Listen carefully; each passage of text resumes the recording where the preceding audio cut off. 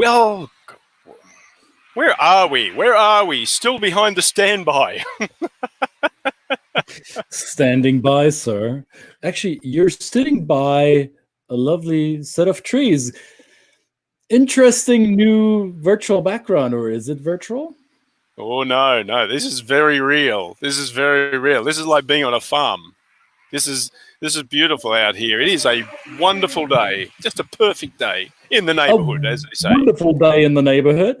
Welcome, everybody, to Two Chaps Many Culture. This nature-loving chap is Brett Perry from Down Under, and this bookworm chap right here is Christian from Germany, and none of us are in our native land. We are in the US broadcasting live on the interwebs. How is you today, Brett?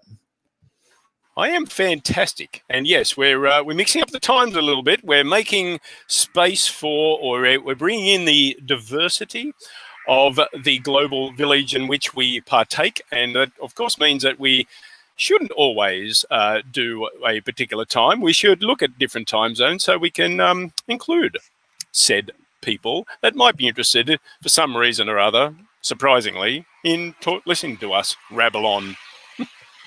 Ramble. So you see today is a different time slot that would make it a no-brainer for our friends on the West Coast or people in any time zone that is a daylight time zone right now. And unfortunately, that means that some of you who live in Eastern Europe or in Asia or in the Middle East, you might find yourself wondering, where the hell were they this morning or this afternoon or this evening? Well, there's always a replay. So YouTube channels work well.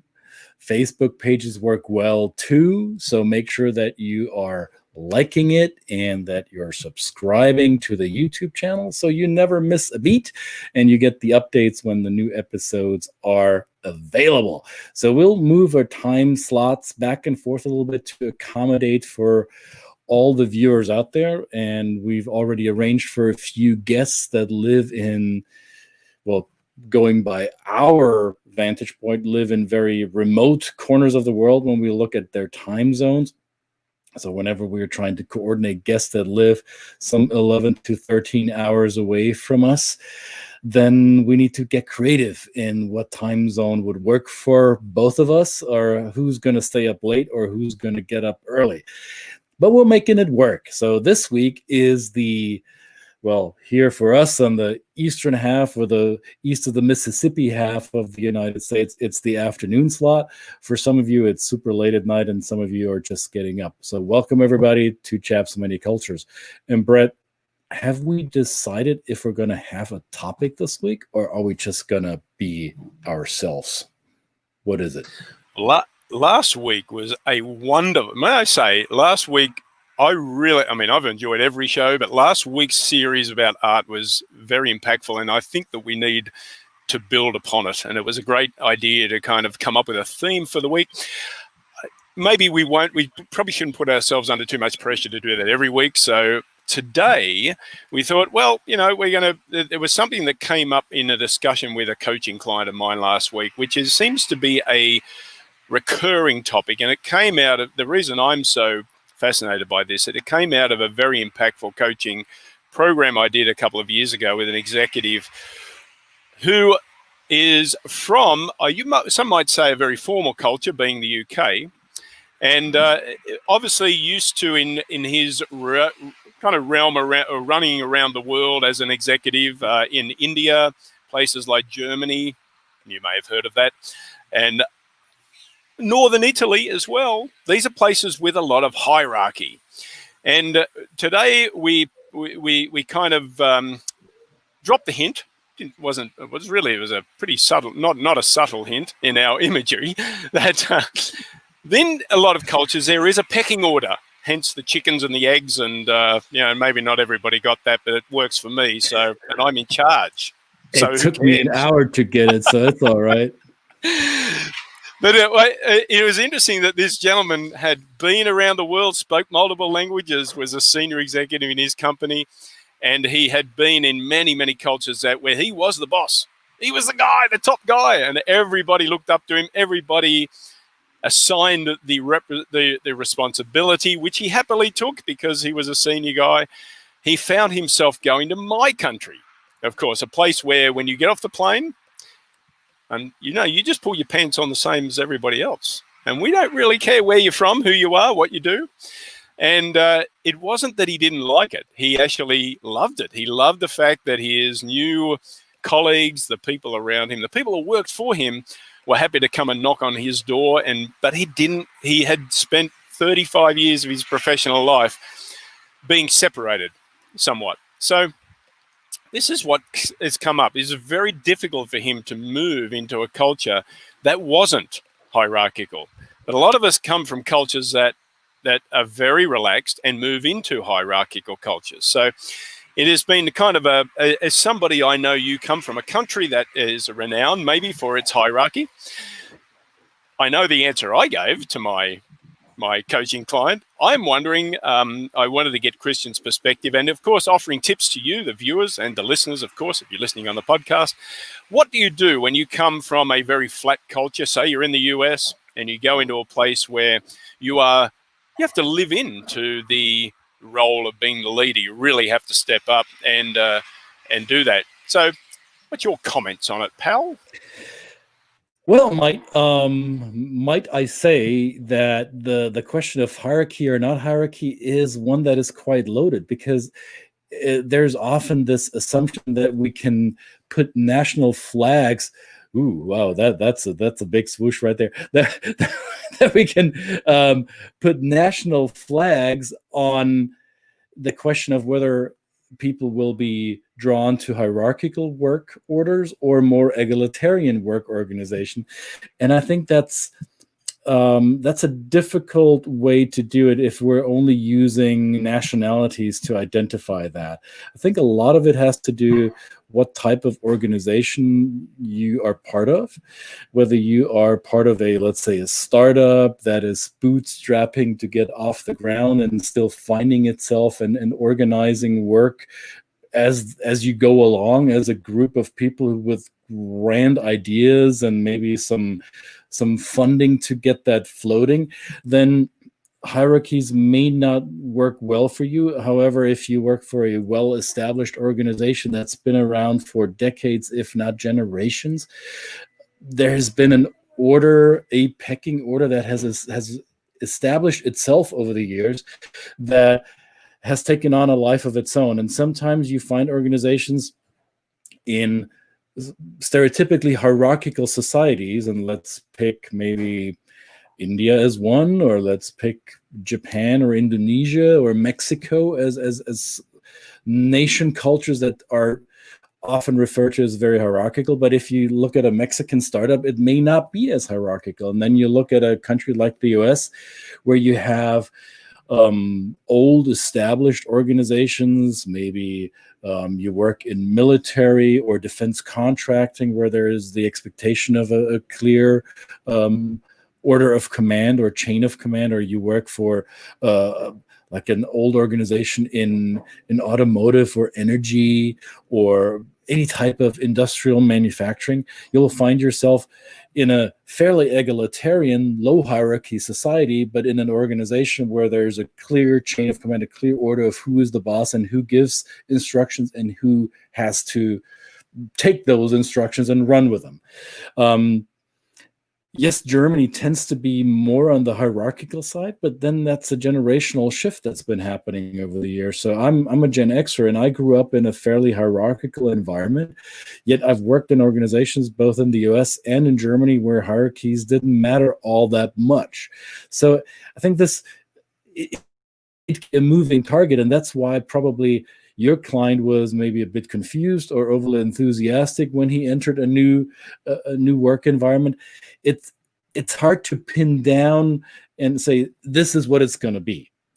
So it's in my experience, dealing with hierarchies or lack thereof is something that, as a global professional, you want to develop really fine-tuned antennas to detect what the level of hierarchy and deference is in the organization that you're part of, and how you can maybe adjust yourself accordingly.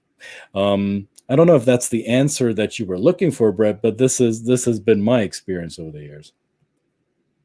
Yeah, I think we had identified with him. It was really it was a discomfort. It was a level of risk that he and I, when we talk about, say, a tool like GlobeSmart that we use to do some assessments in at least getting the conversation started. And yes, it is the conversation starts with national cultures, but I think for him it was really understanding that he had seen in many of his experiences that if he didn't act as the boss, if he didn't take that role and live into that role in the culture like India or Germany, in his particular case, he found that he was putting the people around him at ill at ease. They weren't comfortable. For them, the comfort of having a strong leader who was actually taking on the role of responsibility was something that they were used to. In Australia, in terms of the Australian culture, we kind of don't really. We're happy with a little bit of non-compliance, a little bit of larrikinism, as they say in our vernacular, and we look for people who are willing to come down or be a part of the group. We have that very famous tall poppy syndrome, but it is something that that's why in the GlobeSmart assessment, risk and certainty comes under egalitarianism and status, because there is a level of just you can be the most generous, outgoing and inclusive boss that you want to be if you move to a very hierarchical culture and your intention is very generous to try and bring everybody into the conversation. However, you might be putting these people outside of their comfort zone. I've had this issue come up in a training not too long ago with a U.S. Silicon Valley-based medical device manufacturer, big organization, big company, and they're establishing a hub, a IT support hub in the state of Maharashtra. And here's why this hierarchy dimension, or this hierarchy feature of human behavior is so relevant, or so sometimes tricky, because oftentimes in my experience, Westerners, whether they are from North America or from Western Europe, let's say the quote unquote colonial powers of the global economy, they sometimes feel, or they have this self-image of, oh, we are egalitarian, meaning we are empowering our team members to make decisions independently. We actually foster independent and autonomous decision-making. We're being agile, buzzword of the season. We're being agile in how we develop our projects and how we organize work.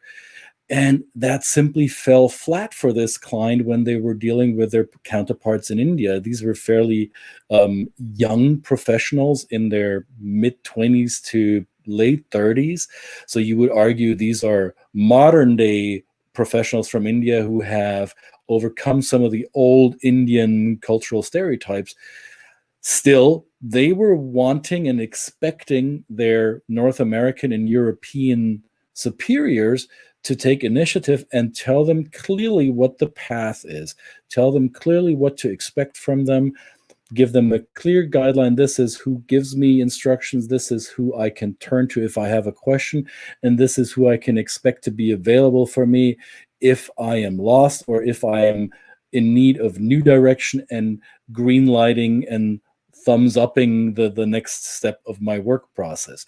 For somebody from the West Coast of the United States, this was almost like heresy. They were like, well, we thought we hired the most talented people, young people in India, college graduates who want to better themselves, and we give them the opportunity of a lifetime, and they still need to be, quote unquote, handheld and babysat. These were the words that were brought to me as the facilitator of these trainings. Like, whoa, we got our work cut out for ourselves here. So there are two different expectations. One expecting clear guidance and strong, maybe authoritarian and patronage type of leadership, like a father, a mother figure giving protection and guidance to the underlings or the the people down the hierarchy. And on the other hand, you have Western leadership expectations that say, well, aren't you happy that we finally freed you from the constraints of hierarchical power distribution? Now you can go about and make decisions independently to a certain degree. Well, these people who grew up with strong interdependence and strong hierarchies throughout their lives, they were lost. They thought, what type of leadership is this? I don't know what to do next. And then what did they do? They did nothing. And that's the worst thing that would happen in a global organization, right? So old habits die hard. Cultures are deeply ingrained in us. And yes, there might be nuances and development over the generations, but in this case, there was a clear headbutt of expectations. Yeah. I tell people I even have a visceral response to the word boss. When I've got a client that says, my boss is such and such, and I go, hang on a second, let's sit with that word for a little bit, because that brings up responses to me. I don't know what it is. It's a bit, maybe I haven't really had a boss for a lot of years, so, but it is just the implied sense of hierarchy that brings. So that very word creates a response in me. So it can be just our words, right? It's an interesting. You used it in a text, Chris. You used it in a text to me earlier today, and my first response is, "No, we're not. Nobody's the boss here." Well, this was a game, right? And we play with this tongue in cheek a little bit. Brett texted me earlier today. Let's talk about hierarchies, and I responded, "Of course, sir," or "Of course, boss." Boss, right? You say use boss. Because I kind of know you, right? So I know that you don't like hierarchies, but playing the submissive underling to you via text message got you triggered for a second. And this is how it will show up for you in a global workplace. You will find yourself being surrounded, if you're an egalitarian leader and you find yourself working with colleagues and team members that expect a more clear hierarchical order, you'll be surrounded by people who will say, "Sí, señor," or will say, "Yes, boss," or will say whatever else it is in another language, and they will expect of you to be more assertive. And you may not want that. It will go against your grain. That will go against how you prefer to behave. And if you don't meet those expectations, you might actually be seen as a weak leader. You think of yourself as a strong, empowering leader. You can distribute power. You can let go of all this boss mentality. And your team members who expect the opposite will see you as a weak leader because you're not willing to take the reins. You're not willing to take command. So who's right? Who's wrong? None of you. It's just two people with different expectations, two ships passing in the night, basically. Very true. And of course. What does Patricia say? Corporate culture may call for hierarchy in an egalitarian culture. Yes, exactly, Patricia. I think I referred to it in not as elegant terms earlier. So thanks for distilling my rambling into one concise sentence. Much obliged. Excellent. Karen says, I'm fascinated by the very idea of a flat management structure. My professional experience is all hierarchy-based and entrenched, which could be the case even in a quote-unquote egalitarian society. If you've ever lived in academia, for example, you might find it very, very hierarchical. And the hierarchies may not be along power distributions. They may be along the number of degrees that hang framed on your wall dimension, right? Thanks, Patricia. Yeah, we think this is crucial. In fact, and Karen says, from the Dutch boss, meaning master. There you have your explanation, Mr. Brett. Boss. See, I did not know that it came from Dutch. Interesting. I did not know that either. This is why we have this wonderful community of people. Lovely. And here I am, the German speaker, not knowing this. I'm drawing a blank here. I'm thankful for the learning, Karen. Awesome. So you're the boss lady then, teaching us. Love it.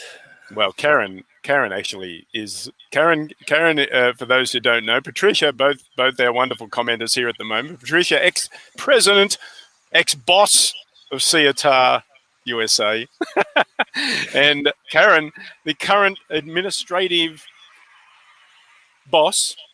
I mean, she is the boss. She really runs the show in the background of the organisation, and we're very thankful for all her great work, because without her, we wouldn't be doing what we're doing. Here's a fun linguistic stumbling block for the German speakers. So the German word for boss is chef, and it's spelled just like the English chef. However, chef in German means boss, and then the Germans come to the United States and says, "Who's the chef here? I am. So you all follow my command." And the Americans think, "So he's going to cook a meal for us now? What's going on?" So that usually takes a while for Germans to filter through. There's another dimension that goes along with hierarchy that I think is well illustrated in this book here. I'm going to bring up a slide in a second, but here's a book that I would encourage all of you to read. Let me move it here so you can actually see it. It's called The Culture Map by the fabulous Erin Meyer. She is from Minnesota. Yeah, you betcha. And she teaches in Paris at INSEAD University. She wrote the book, The Culture Map. If you haven't read it yet, it's about time you put that on your wish list, reading list to complete list. And I'm going to share an image from her book or from her work that will explain a little bit that it's not only about hierarchies, but there's also another thing we need to consider when we look at this. So you see here the hierarchy is over here on the one side and egalitarianism on the other. And it coincides with, and let me remove that banner so you can actually all see this. It coincides with whether hierarchy is distributed top down or if there is a consensus within the organization. So you say, what? Mind blown? What does this all mean? So you can be quite a hierarchical society, and you look at that top right quadrant, cultures like Indonesia or China, Saudi Arabia as a stand-in for many Arabic or Middle Eastern cultures, Russia and India. Also Mexico that I mentioned earlier, falling on the hierarchical side of societies. And they're also quite top-down, meaning the boss or the superior will direct or give direction from the top of the pyramid, from the top of the hierarchy down through the organization. Now, Brett mentioned my native culture of Germany, which also tends to be quite hierarchical, but you see it's more consensual. Well, what does that mean? So it means that while we have hierarchies, while we accept that there's a leader and that there are people with more power than others, people in consensually hierarchical organizations want to bring people on board. And they usually do that from lower hierarchical levels going upward. And the picture book perfect culture for this is Japan. If you haven't read or heard about the concept of nemawashi, I would encourage you to look that up. Go on professorgoogle.com and or any other research site that you feel inclined to use. Nemawashi is the concept. Building consensus from the lowest hierarchical levels all the way up to the top level, and then create decisions for the entire organization. And then on the other side, you see egalitarian cultures like the US or many of the Anglo cultures. Actually, these are all Anglo cultures here in that quadrant: the US, UK, Canada, Australia. So very little hierarchy. However, they can be quite top down, which is off-putting to the Dutchies and the Danish or all the Nordics who come to North America and think, well, don't they have egalitarian power distribution?